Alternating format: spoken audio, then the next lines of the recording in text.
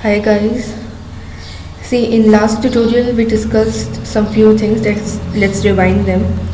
First of all, format of any HTML page. क्या format follow करता है, like head tag, HTML tag, body tag. Then we discussed about heading tags like H1 to H6. Then formatting tags like bold, italic, underline, etc.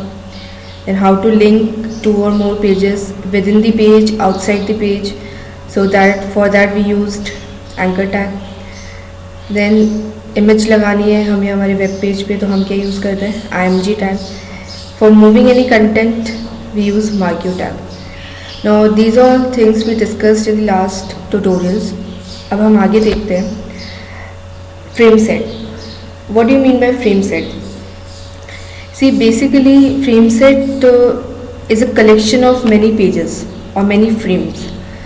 अगर आप बहुत सारे pages को एक ही page में देखना चाहते हैं, लाइक हमने लास्ट बहुत सारे पेजेस बना रखे हैं HTML फोल्डर में. Let's have a look. Like first IMG link, link one list, second, third. हम चाहते हैं कि फर्स्ट IMG एंड लिंक, ये जो 3 पेजेस है वो हम एक ही पेज में देखना चाहते हैं. अभी क्या है, ये सेपरेट पेजेस हैं, तो इनको एक ही पेज में देखने के लिए हम फ्रेम सेट का यूज़ करते हैं. Let's see how we can use that. HTML as we have discussed, body tag लगाते हैं. Frame set. फ्रेम सेट, अब हमें आपके पेज को कॉलम्स में डिवाइड करना है या फिर रोज़ में डिवाइड करना है. तो अगर आपको कॉलम्स में डिवाइड करना है then we write calls.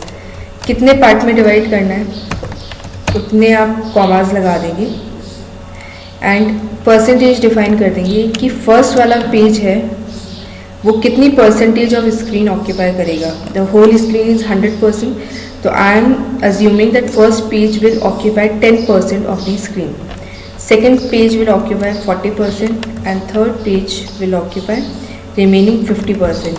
10 + 40 50, 100 - 50 = 100. Now frame SRC. I want to link the first page, so I am writing the source of first page, that is first.html. Similarly img.html and last link.html. Let's close frame set, body and HTML. Save. We are saving the same folder, that is HTML folder with the name frameset.html. Let's execute this page. You cannot see any result right now. See, basically we have included 3 pages in this frame, in this page. So her page का एक खुद का body है, तो जब भी हम frame set use करते हैं तो हमें बॉडी टैग नहीं लगाना होता है.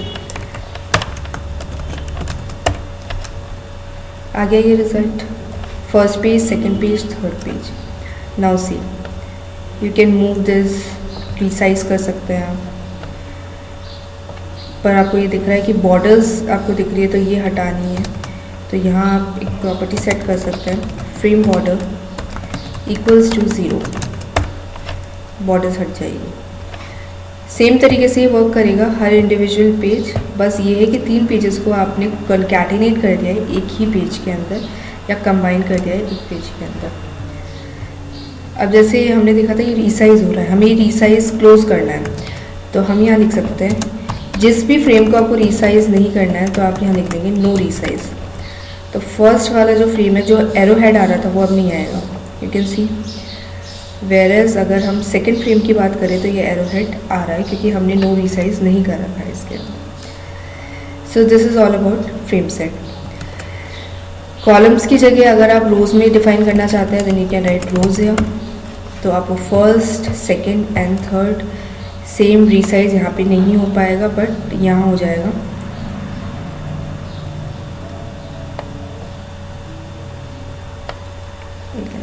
You can resize this page.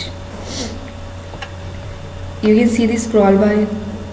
अगर आपको स्क्रॉल बार नहीं चाहिए किसी भी फ्रेम के अंदर, देन जैसे मुझे सेकंड फ्रेम के अंदर नहीं चाहिए तो हम लिख सकते हैं scrolling = no. Now you can see कि फर्स्ट फ्रेम के अंदर तो स्क्रॉल आ रहा है बट सेकंड फ्रेम के अंदर नहीं आ रहा है. तो जिस भी फ्रेम का आपको स्क्रॉलिंग हटानी है, स्क्रॉल बार हटाना है, तो आप क्या कर सकते हैं, प्रॉपर्टी सेट कर सकते हैं उस पर्टिकुलर फ्रेम की, that is scrolling equals to. This is all about frame set. Now let's switch over to another topic, that is tables. Let's save this page first of all, table.html.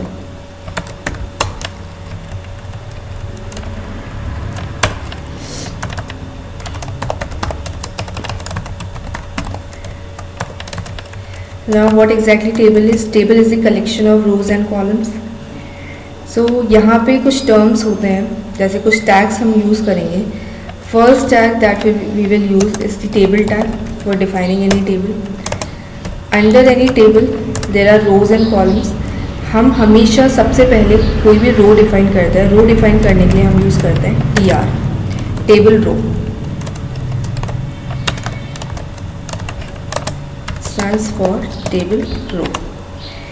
Her row के अंदर sales define करने के लिए हम use करते हैं TD, that is table data, और we can also use TH, that is table heading. Now what is the difference between table data and table heading? दोनों कॉलम्स डिफाइन करने के लिए होते हैं या सेल्स डिफाइन करने के लिए होते हैं.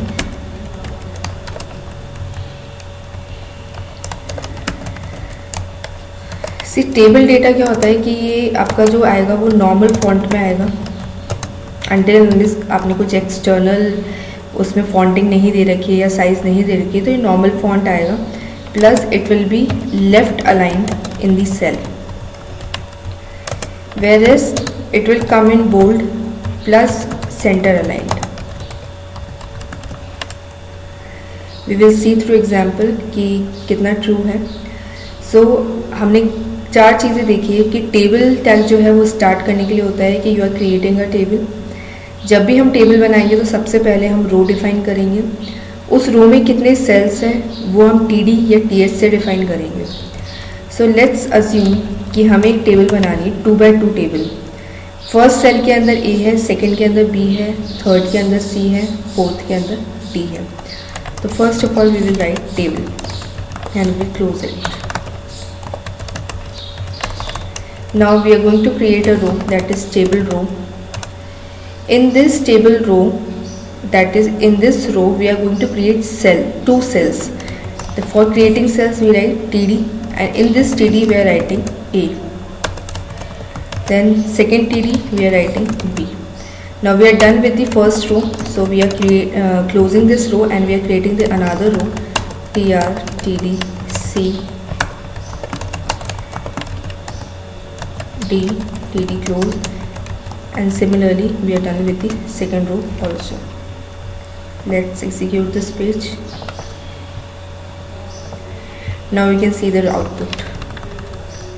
Let me bold it. You can see first, second, third, fourth. पर जनरली क्या होता है कि हम जब टेबल बनाते हैं तो साइड में बॉर्डर्स भी होती है, पर यहाँ पे अभी कुछ भी बॉर्डर्स नहीं है. अगर आपको बॉर्डर्स डिफाइन करनी है तो टेबल के अंदर एक एट्रीब्यूट होता है, that is border equals to जितने भी पिक्सल्स आप देना चाहें. You will get the output here. You want to align this page in the center, align this table in the center of the page. So you are going to write align equals to center. You want to give the background color BG color as we studied in the body also. You want to give the border color, it's coming gray, I want to give suppose yellow. You will get the border color. You can increase or decrease the width of the table. Like width I have given suppose 100%. 100% means it will spread throughout the screen. And similarly I want to give some height like 500.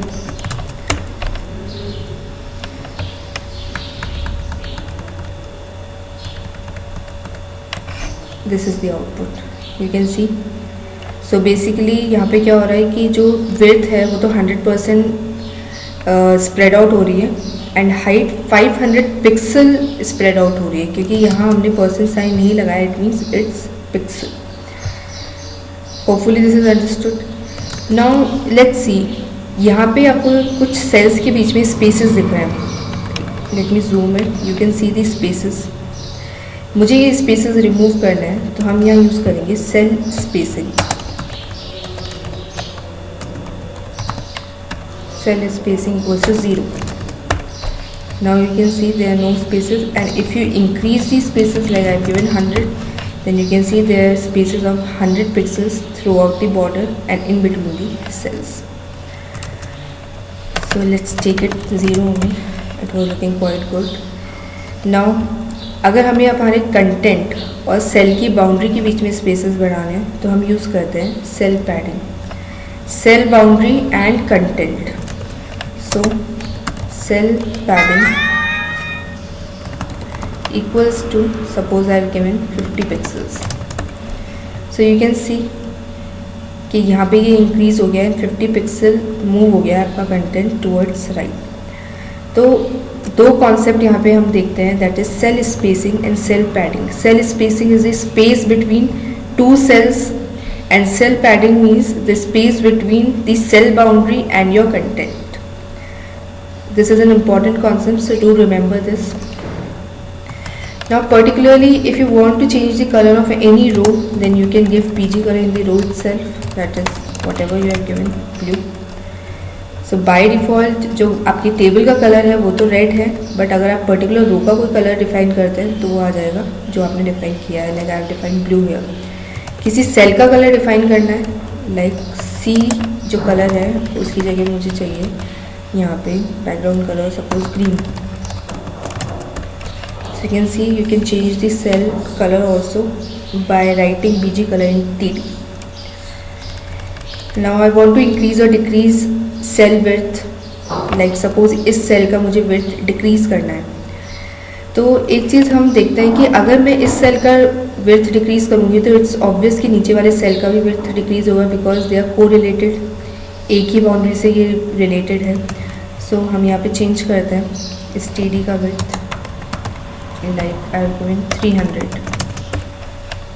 So you can see whatever the output you are getting, यहाँ पे ये output आ गया, ये decrease हो गया है and ये बढ़ गया है, ठीक है। सिमिलरली मुझे हाइट बढ़ानी है C सेल की, so it's obvious if I increase this then this will also get increased automatically. So we are going to write in TD where C is written, that is height equals to like 30.